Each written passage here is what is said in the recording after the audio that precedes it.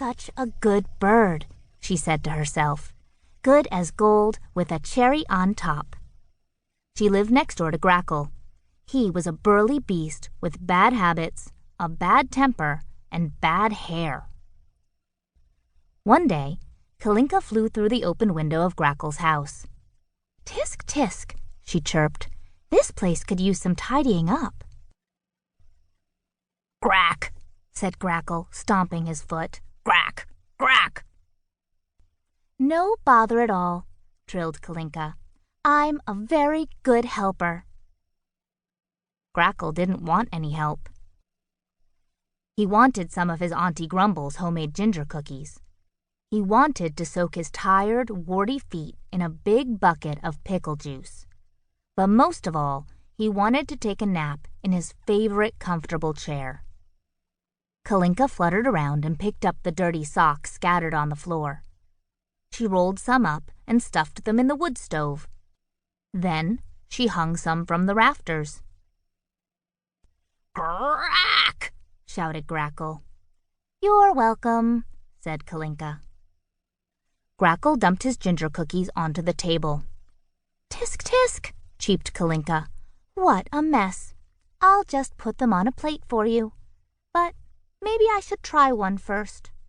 She pecked at a cookie, and it broke. "Grakk!" screeched Grakkle. "You're right," said Kalinka. "I'd better try another." And she did. Peck, peck, peck, peck-a-peck, peck. Soon, nothing was left on the table but a pile of crumbs. Grakkle swatted the little bird away and licked up what was left of his ginger cookies. "Grakk!" he growled. "Don't mention it," said Kalinka. Kalinka hopped to the counter. It was cluttered with letters and pencils and a crumpled-up brown bag. "My feathers!" warbled Kalinka. "How untidy! Clearly my help is needed." In a flurry, she flapped and flew around the room. She poked the pencils into a box of spaghetti. She carefully slid the mail into the toaster. She put the bag on Grakkle's tail. Grakkle swatted at the bag. He belched and scratched his head in confusion. His hair stood out every which way. "This beast's appearance is appalling," said Kalinka. "Luckily for him, I do have a way with hair." She perched on his head and got to work. "Grakk!" grumbled Grakkle. "You're welcome," said Kalinka, tying a bow in his matted hair. Kalinka fluffed her feathers and yawned. "Oh, I'm worn out from being such a good helper." She flew straight to Grakkle's favorite comfortable chair. In fact, it was his only comfortable chair. She settled down in the middle of the soft round cushion and closed her eyes.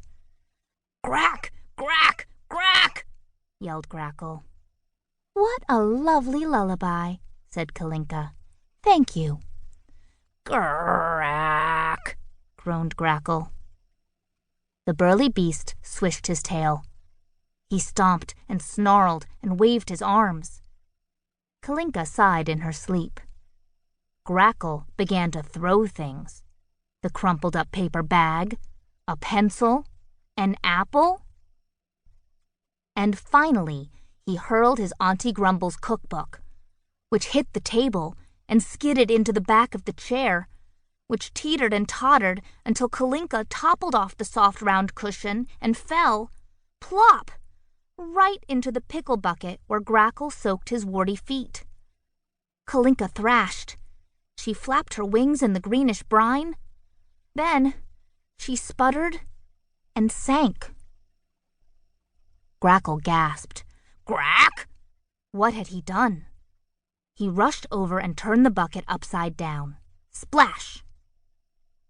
Grakkle scooped Kalinka into his paws. He patted her dry with the tip of his tail. He hugged her tightly with his hairy arms.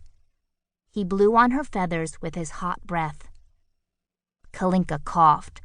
"Grakk! She croaked. "You're welcome," said Grakkle.